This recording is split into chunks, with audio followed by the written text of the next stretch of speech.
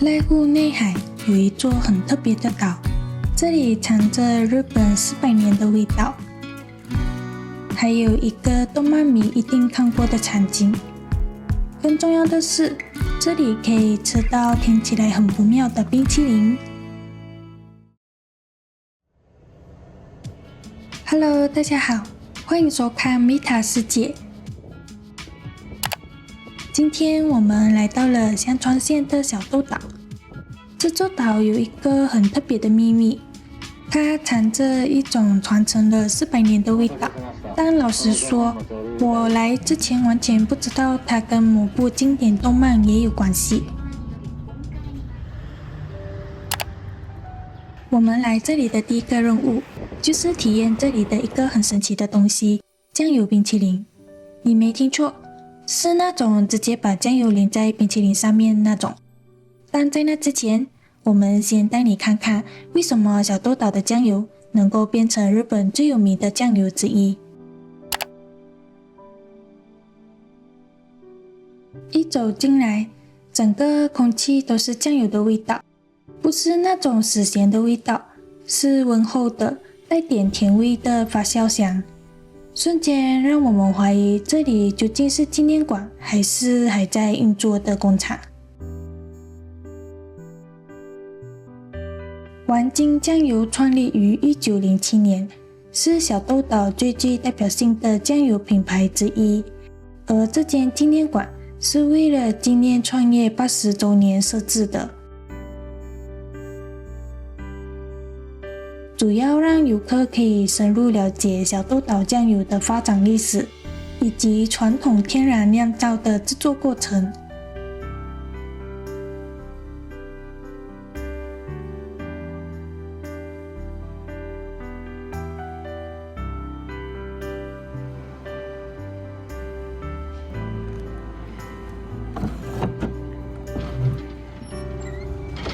参观完酱油工厂后，我们来到了对面的伴手礼店，人生第一次体验酱油冰淇淋。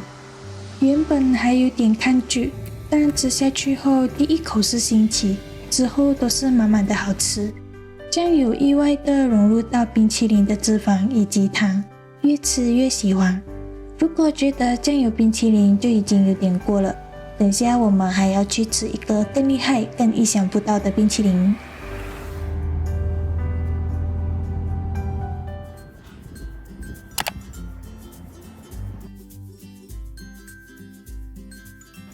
如果你觉得感染公园有什么好介绍的，那就大错特错了。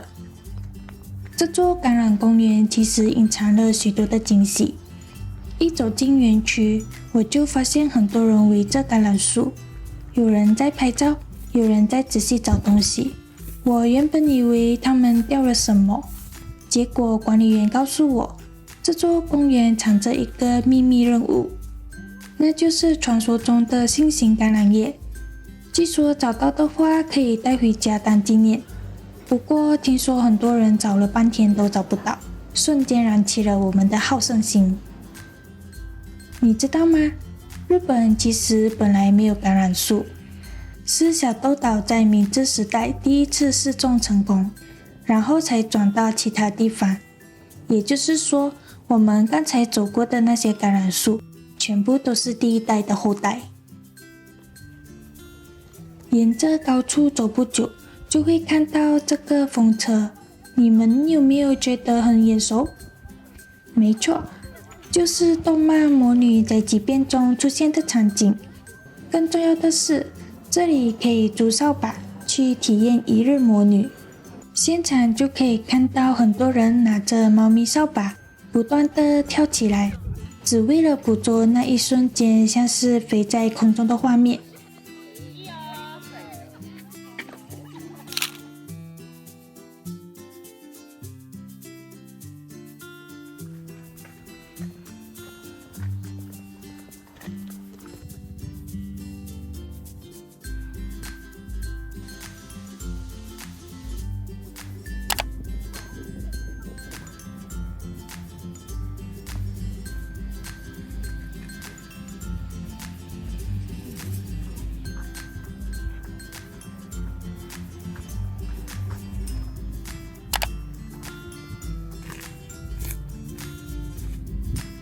说真的，我们原本根本没把它列入行程，因为查资料的时候发现，这扇门只会在每年短短几天出现，多数时间是消失的。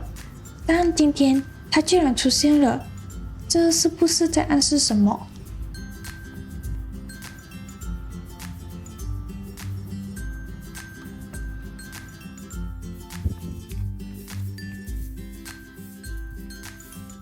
经过了差不多1000多棵树，是星星的，我终于找到了。接下来我们只需要把它摘下来去提交任务，但在哪里呢？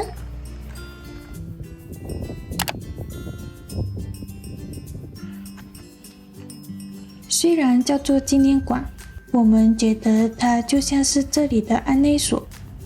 这里详细介绍了小豆岛感染产业的发展历史。这里最主要有3件事可以做。猫咪扫把就是在这里租借，与其说是租借，其实就是直接拿就可以了。拍完照之后再拿回来放回原处即可。这台机器可以把刚刚找到的爱心叶子压成一片透明的书签。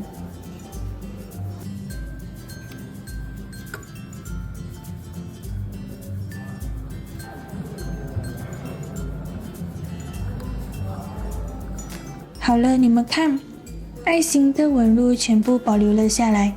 这片叶子从现在开始就是独一无二的了。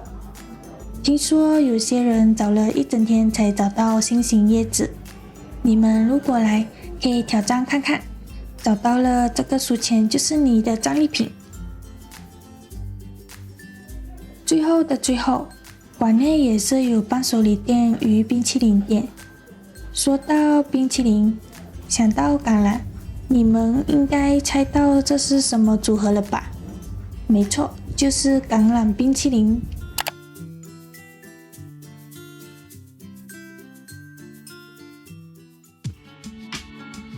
一开始来小豆岛的时候，我只知道这里有酱油，结果最后我带走了一片星星叶子，一张模拟逮鸡边的照片，还吃了2种完全想象不到组合的冰淇淋。有些地方最有趣的，不是你原本计划要看的景点，而是那些你根本不知道会遇到的小惊喜。如果你来到香川县，小豆岛真的很推荐排进行程，记得留多一点时间，因为这里很容易不小心排太久。那么我们在下一个影片再见啦，拜拜。